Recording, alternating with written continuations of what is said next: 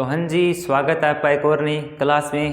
पिछली क्लास में हमने जो बीकानेर स्टेट है उसका इतिहास शुरू किया था, जिसमें हमने देखा कैसे राव बीका बीकानेर आया और कैसे बीकानेर की स्थापना हुई। तो राव बीका 1465 के करीबन बीकानेर आ गया और 1488 में आखा तीज के दिन उसने बीकानेर की स्थापना की। फिर राव बीका ने कोटमदेसर में भैरू जी का मंदिर बनवाया और नागनीची माता का भी मंदिर बनवाया। राव लूणकरण के बारे में पढ़ा था, जो जसनाथ जी के आशीर्वाद से बीकानेर के राजा बने थे और उन्होंने लूणकरण झील का निर्माण करवाया। और जो जैसलमेर का जयसिंह है और जो नागौर का दौलत खां है, इन दोनों को हराया था। अब आगे देखते हैं हम कल्याणमल के बारे में।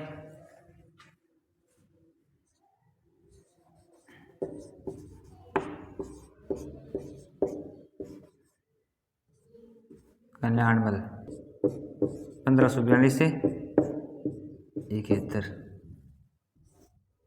कल्याणमल,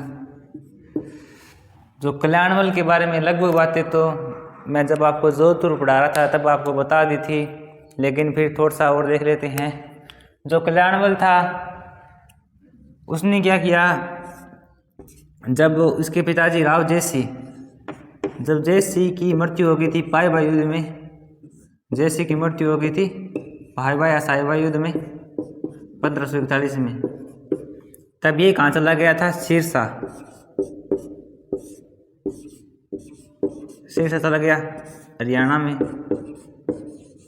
वहाँ पे कुछ समय के लिए रुका था और फिर ये चला गया शेरशाह सूरी के पास। शेरशाह सूरी जो इस समय दिल्ली का राजा था, ये बीकानेर वाला कल्याणमल शेरशाह सूरी के पास जाता है और उधर जो मेड़ता वाला वीरमदेव है वो भी शेरशाह सूरी के पास चला जाता है। फिर एक गिरिशमेल का युद्ध करते हैं।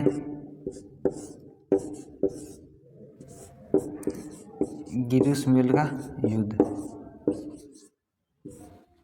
जो गिरिशमेल का युद्ध है उसके अंदर कल्याणमल शेरशाह सूरी की तरफ से लड़ता है। कब हुआ था, 5 जनवरी 1544 को। जो गिरिशमेल का युद्ध है उसके अंदर जो मालदेव है वो तो अविश्वास के कारण पीछे हट जाता है और उसके जो सेनापति है जेता और कुंपा वो इस युद्ध में भाग लेते हैं और शेरशाह सूरी ये युद्ध जीत जाता है। और जो बीकानेर वाला कल्याणमल है इसे बीकानेर और वीरमदेव को मेड़ता दिलवा देता है। अब आगे देखते हैं हम कल्याणमल के बाद में इसके बेटे राय सिंह के बारे में।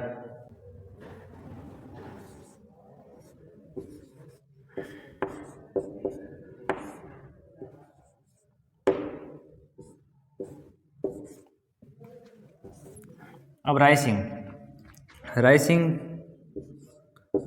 1574 से 1612। राय सिंह है जब ये राजकुमार था, मतलब जब इसके पिताजी बीकानेर में राजा थे, जब ये प्रिंस था राजकुमार, तब क्या हुआ था, इसे अकबर ने क्या किया, 1572, 73 और 74 के कुछ समय के लिए जो जोधपुर है वहाँ का प्रशासक नियुक्त कर दिया था। जोधपुर का किसने किया, अकबर ने।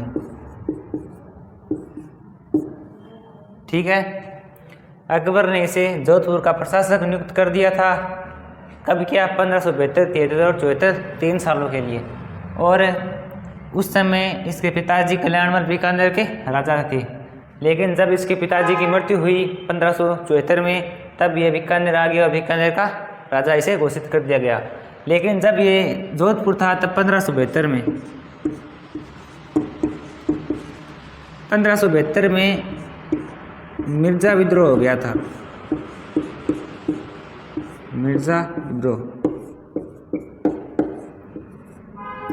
कहाँ हुआ था, काठौली में। जो काठौली है वहाँ पे मिर्जा विद्रोह हो गया था। ये जो मिर्जा थे ये अकबर के दूर के कई भाई बंधु थे। तो ये मिर्जा विद्रोह हो गया था, इसको दबाने के लिए किसी न किसी को तो भेजना ही था, इसलिए अकबर ने जोधपुर वाले राय सिंह को भेजा। और मिर्जा विद्रोह में जो इब्राहिम मिर्जा था, इब्राहिम मिर्जा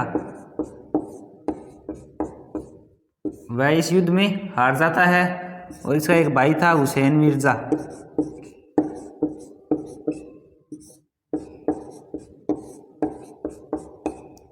तो हुसैन मिर्ज़ा है उसे तो ये राय सिंह मार देता है। ठीक है, राय सिंह को 1572 से 74 तक जोधपुर का प्रशासक बनाया।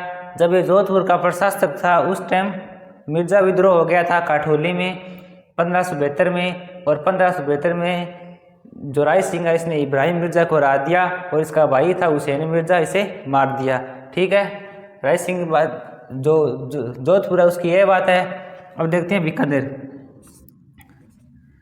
अब देखो अकबर के दरबार में अगर कोई विश्वास पात्र बंदा था सबसे ऊंचे पद पर वो था अमीरवाला मान सिंह, लेकिन उसके बाद में अगला नंबर आता है राय सिंह का। तो अकबर राय सिंह पर भी बहुत ज़्यादा विश्वास करता था। तो जो राय सिंह है उसे अकबर ने 4000 का मनसबदार बना रखा था। मनसबदार,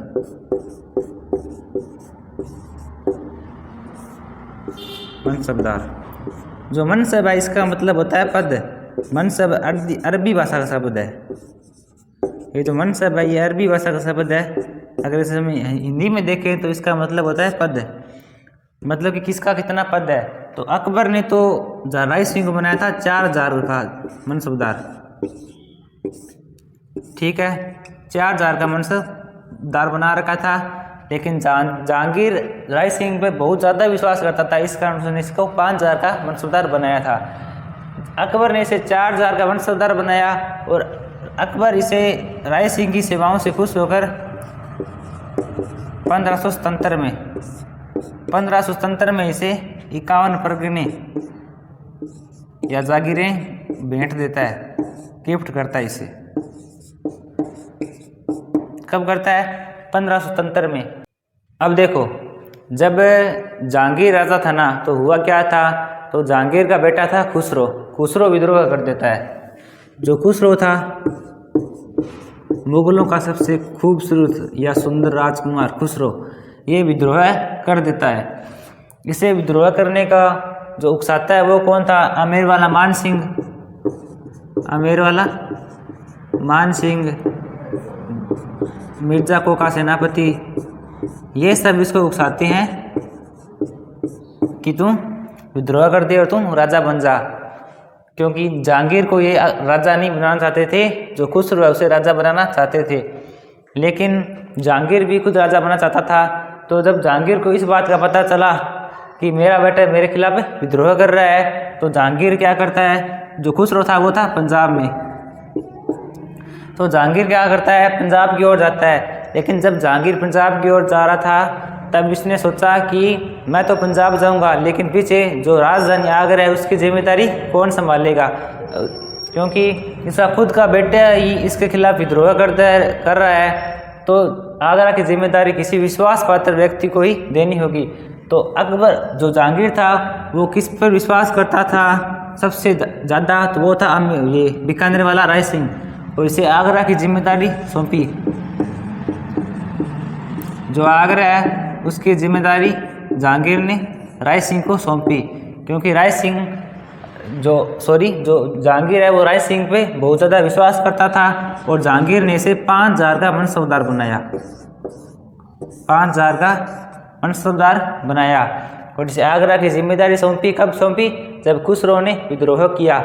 लेकिन फिर जो जहांगीर है इसे खुसरो को पकड़ के लाता है और इसे जेल में कैद कर देता है और इसकी आंखें निकाल लेता है। लेकिन खुसरो तो राजा, सबको लगता था कि खुसरो ही राजा बनेगा, लेकिन आगे खुसरो तो राजा नहीं बना। खुसरो का एक भाई था खुर्रम, जिसे हम शाहजहां के नाम से जानते हैं, वह अगला राजा बनता है। वह क्या करता है, अपने भाई था जो खुसरो, उसे मार देता है यहाँ पे साउथ की साइड घुमाने के बहाने से ले जाके। ठीक है, इस प्रकार वो शाहजहां राजा बन गया। अब देखते हैं जूनागढ़ किला कैसे बना भी।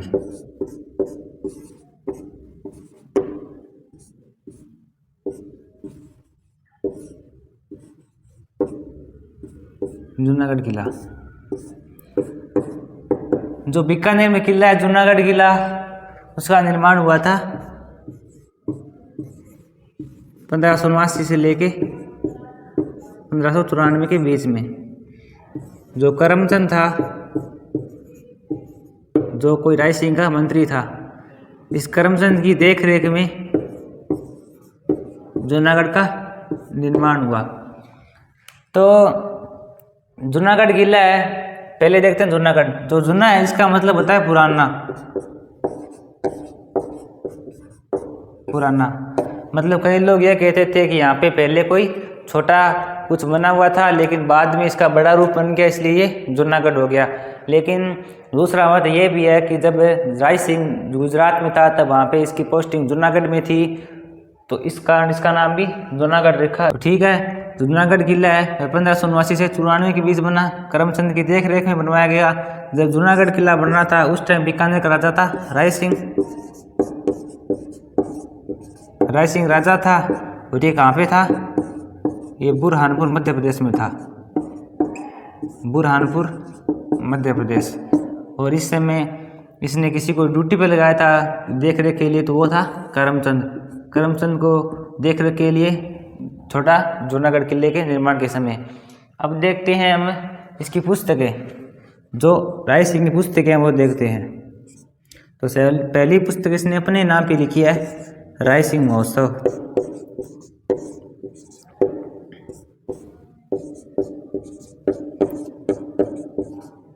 राय सिंह महोत्सव। दूसरी पुस्तक है वैदिक वंशावली।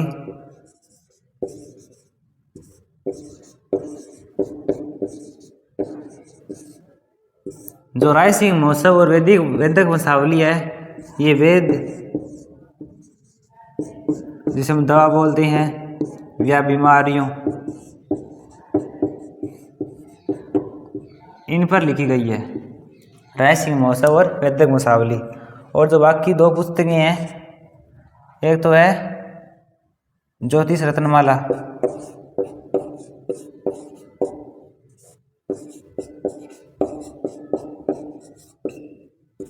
और एक है बालबोधिनी।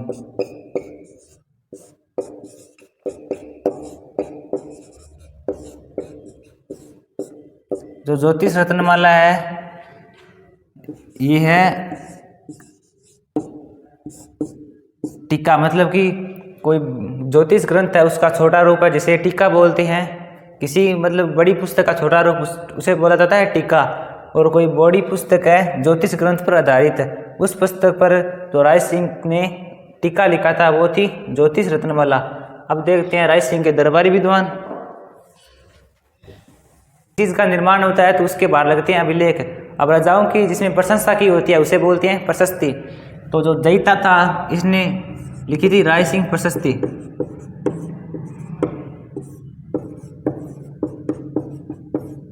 राय सिंह प्रशस्ति। ठीक है, इसके अंदर जो जूनागढ़ किला है उसके बारे में लिखा गया है और ये जूनागढ़ किले में ही लगी हुई है। और जो जूनागढ़ किला है उसका एक दरवाज़ा है जिसका नाम है सूरजपोल। सूरजपोल है।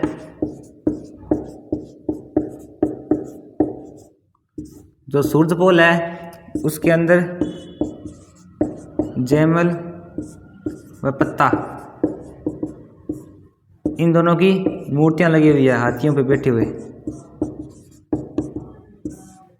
इनकी मूर्तियां आगरा के किले में लगी हुई थी, लेकिन उसको तो औरंगजेब ने तोड़वा दिया था। लेकिन जो बीकानेर के जूनागढ़ किला है उसके सूरजपोल पर इनकी मूर्तियां आज भी लगी हुई है।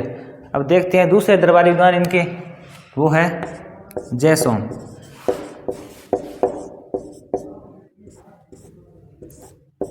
जो जयसोम है उनके बारे में देखते हैं।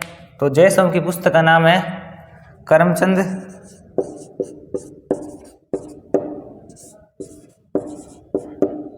वंश उत्कीर्णं काव्याम।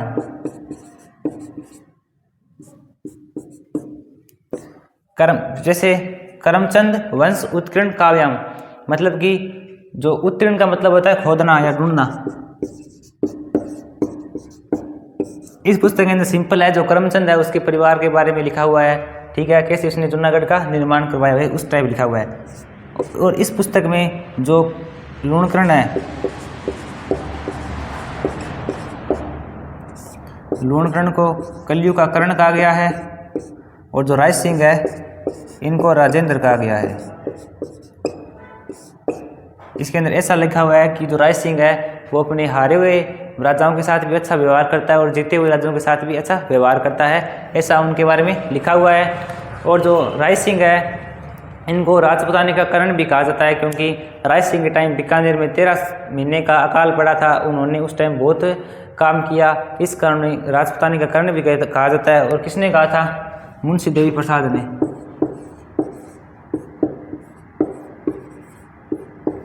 मुंशी देवी प्रसाद, जो मुंशी देवी प्रसाद है उन्होंने राय सिंह को राजपूतानी का कर्ण, और जो बिट्टू सूजा है उन्होंने राव लूणकरण को कल्लू का कर्ण कहा है।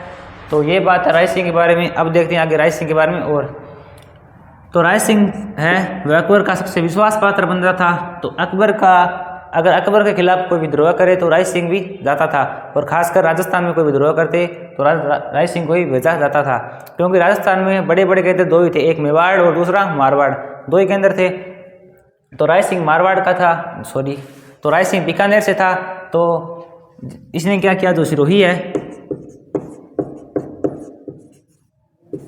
सिरोही के तो सुल्तान और जो जालोर है,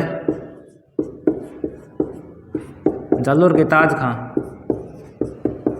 सिरोही के सुल्तान और जालोर के ताज खां को अकबर की अधीनता से स्वीकार कराई, क्योंकि राजस्थान में सिर्फ 4 ही बड़े बड़े ऐसे राजा थे जो अकबर के खिलाफ बगावत कर रहे थे।